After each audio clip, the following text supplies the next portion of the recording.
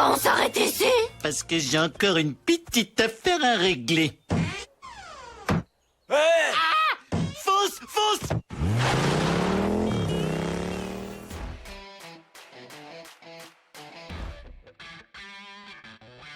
Donc, salut à tous, bienvenue sur Moto Restart, encore merci de suivre la chaîne. Donc là on attaque le deuxième volet de la 125 RG Fun, donc pour le remontage du haut moteur. Et si tout va bien, peut-être le redémarrage. Allez, on regarde ça ensemble, allez à toutes, go! Alors pour le remontage de mon piston, j'ai déjà mis les segments, mais il y a quelque chose qui est très important. Quand vous remontez vos segments, les segments ont un sens. La partie où il y a une écriture, comme là c'est le cas, il y a écrit 50, c'est la partie supérieure. Donc c'est la partie que vous mettez en haut, toujours.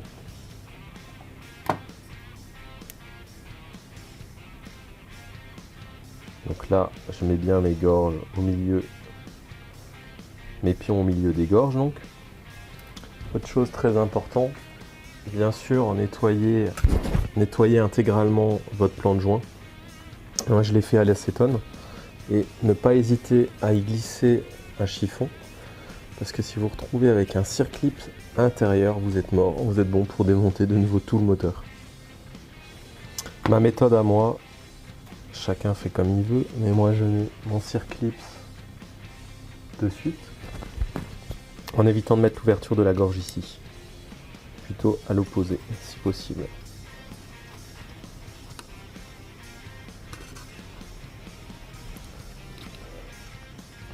Voilà, clic. Donc là, elle a fait le bon bruit. Ne pas hésiter à voir si on peut le tourner. Là, vous pouvez voir, on est bien dans le logement, parfait. Un petit coup d'huile. Voilà, avec le doigt, ça suffira. Hop, hop. Je prépare. Voilà.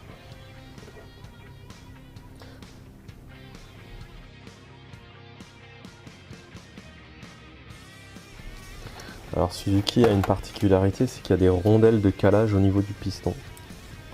Au lieu de caler par le vilo, il cale par le piston, en pied de bielle. Alors, moment un petit peu délicat. Je vous ai pas dit non plus, sur le piston il y a toujours une flèche. Là on voit un petit triangle. Ce petit triangle correspond à la sortie d'échappement. Mettre un peu plus d'huile sur la cage.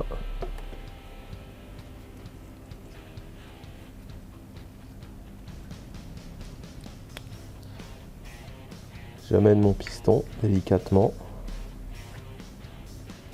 Et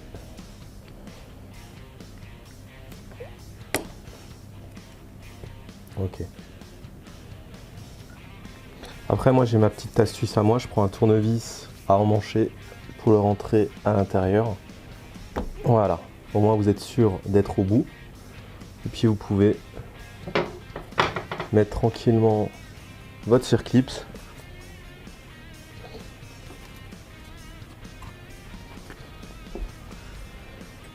Tout en faisant attention de ne pas le faire sauter si vous voulez pas courir dans tout l'atelier.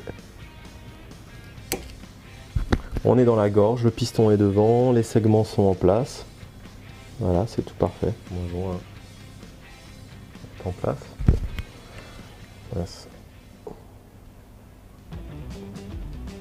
Voilà, mon joint est en place.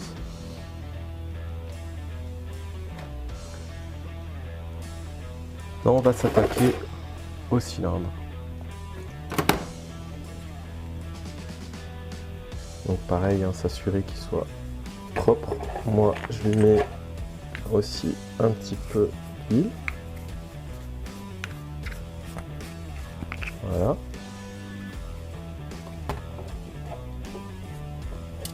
Ok. Il vient, on est pas mal. Voilà. Bon, délicatement. Ok.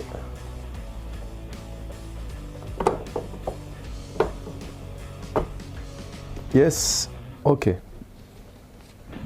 Là, on est en place. Il n'y a plus qu'à mettre tous mes écrous. Donc là j'ai extrait la bougie de la culasse et là on peut bien sûr voir donc les fameux dépôts d'aluminium. Donc là on va profiter du marbre pour lui passer un petit coup sur la culasse pour vraiment aplanir le tout.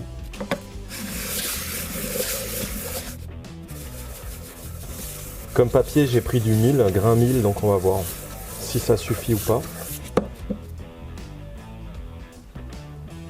C'est une culasse qui a déjà été poncée à l'arrache plusieurs fois.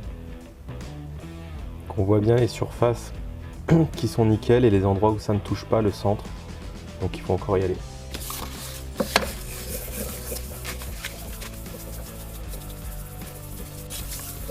Et de préférence en faisant des 8 et régulièrement en tournant la culasse. Pour éviter d'exercer une force constante du même côté. Et alors si vous n'avez pas de marbre, vous pouvez prendre une vitre. Ça marche très bien aussi. Ouais, ça commence à être pas mal là. Ça me plaît bien.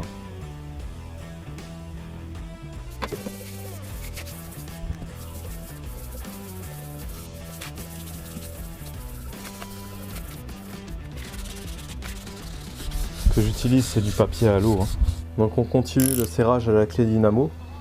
Donc le constructeur préconise entre 23 et 27 Nm la force de serrage. J'ai coupé la poire en deux. Je suis à 25. Alors là j'ai une petite méthode à moi, chacun fait comme il veut. Moi je mets de la Loctite 3020. Donc elle permet d'avoir une super étanchéité lors du montage. C'est comme un film de joint bleu mais en beaucoup plus soft quoi. Secouez bien, vous badigeonnez juste un petit peu sur votre joint. C'est coloré comme ça vous savez là où vous en avez mis.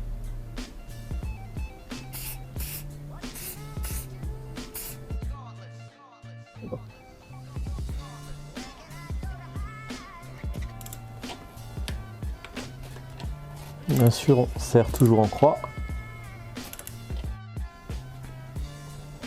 De retour, alors là qu'est-ce qu'on a? On a la poignée qui est complètement explosée. Je vais voir si possibilité d'en faire quelque chose.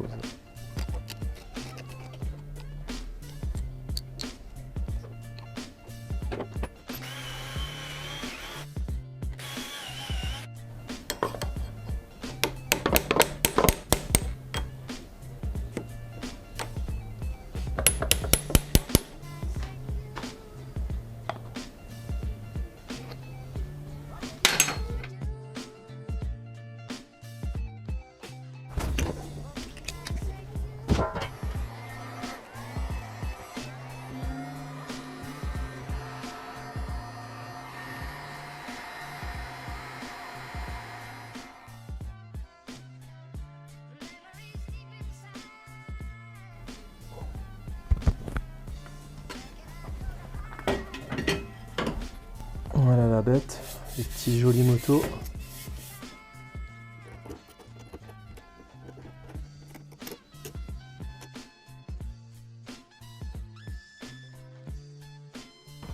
Allez, verdict. On repart. Starter.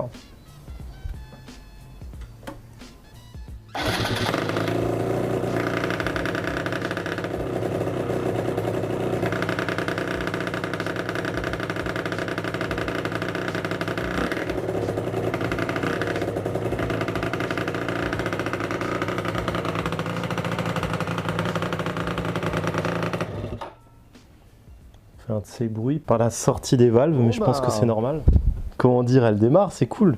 Alors jusqu'à présent, j'ai effectué mes réglages carbu, mais j'ai pas trop insisté parce que tout simplement, je n'ai pas d'indicateur de température. Alors j'ai commencé à essayer d'approfondir un petit peu pour comprendre le pourquoi du comment. Donc d'après les infos que j'ai eues sur la doc technique, donc par rapport à notre sonde de température ici présente donc sur la culasse, donc c'est tout simplement une résistance.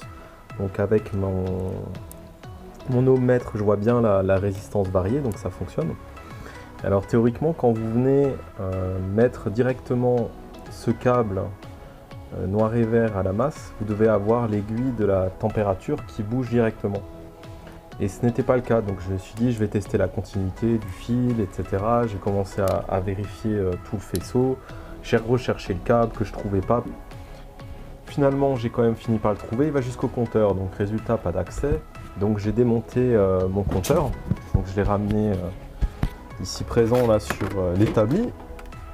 Et par bonne ou mauvaise surprise, là, on peut voir clairement qu'il y a eu un beau choc latéral. Alors visuellement, il n'y a rien en façade, mais là on va pouvoir clairement voir, si vous cherchez bien, quand vous regardez votre petite nappe, ici, il y a une rupture. On est complètement fissuré, déchiré. Alors, moi ce que je vais tenter de faire, c'est tout simplement monter mon compteur, remettre la connectique, faire suivre tout simplement la nappe, et quand je la suis, je me retrouve ici. Donc je vais tout simplement voir si je fais un pont, si mon aiguille travaille. Là vous avez le verrouillage de la fiche, c'est assez spécial. Clac, ok. De caler ça comme ça. Bien sûr, avant d'en arriver là, j'avais mis du nettoyant contact, etc. J'avais fait différentes choses qui n'ont pas abouti.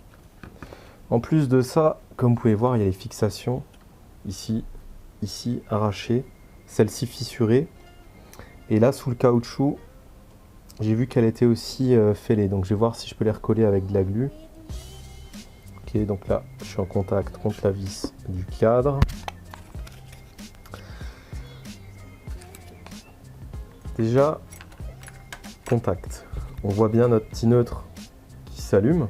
L'aiguille est à 0. C'est là maintenant qu'il faut éviter de faire les courts-circuits. Oh! Vous avez vu? Alors ça bouge un petit peu parce que moi je suis pas en super contact, mais très bonne nouvelle. Donc en refaisant la nappe, ça devrait le faire. Donc là c'est du direct, hein. Il n'y a pas d'impro, voilà. Ouais, les petites choses, mais bon, ça fait plaisir parce que c'est un compteur qui va revivre. Je vais pas avoir besoin d'en acheter un autre. Faut-il encore réussir à souder? Ouais, quand il est tombé, il en a fait des dégâts. Et tout ça à la base à cause d'un tout petit écrou, je rappelle, qui était mal vissé, qui s'est retrouvé, enfin du moins qui a été foiré côté en bout de Villebrequin, ce qui a entraîné la pompe à eau. Ça a engendré quand même beaucoup de dégâts, quoi. Le plus impressionnant, c'est que c'est un professionnel en Allemagne qui a fait ça, quoi. Je vais pas citer le nom, mais c'est quand même un peu la honte.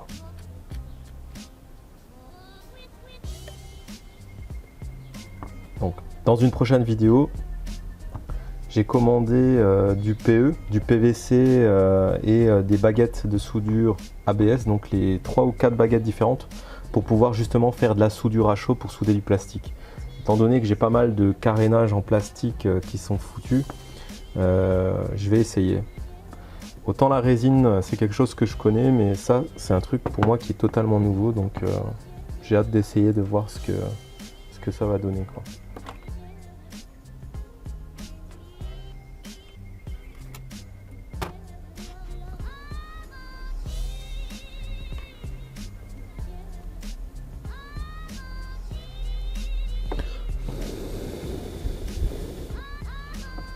Ok.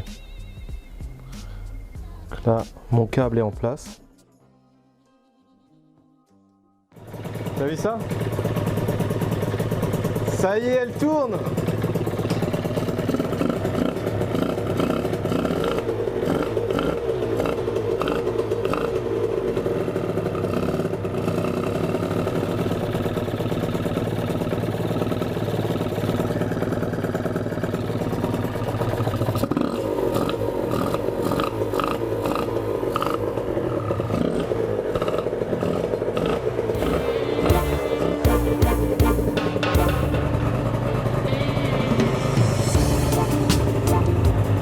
vive le deux temps.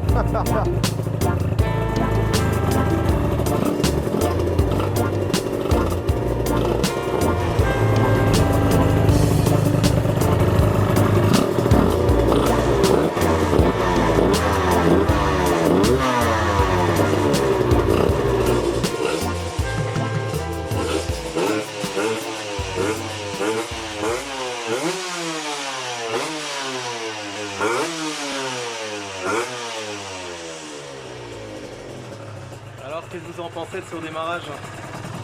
Donc encore merci à tous, j'espère que vous avez passé un bon moment. Maintenant je vais vous parler un petit peu de la suite des aventures. Donc déjà point de vue sécurité, tout ça, je me suis dit il valait mieux un petit peu assurer tout ça parce que derrière j'ai pas trop envie de me faire visiter par des personnes qui sont pas forcément invitées à la fête. Donc j'ai fait un petit investissement derrière moi. Et donc pour des caméras, un dispositif de caméra avec une petite alarme, avec tout ce qui va bien. Donc ça filme sur un disque dur externe et ça sauvegarde en permanence, donc je me suis dit que c'était pas mal. Après, autre truc bien plus sympa qui est arrivé, je pense que vous avez tous remarqué, j'ai investi dans un petit micro-cravate. Beaucoup m'ont fait des retours sur la qualité médiocre du son, donc j'espère qu'avec ça, ça ira un petit peu mieux. N'hésitez pas à me faire des retours par rapport à ça. Et autre bonne surprise, après 3 mois d'attente, je vous l'avais pas dit, mais ils sont arrivés, regardez. Après, je vous ai pas dit non plus que je les avais achetés. Donc vous pouvez les voir. Les fameux jolis petits motos, ils sont là. Ils sont là les jolis.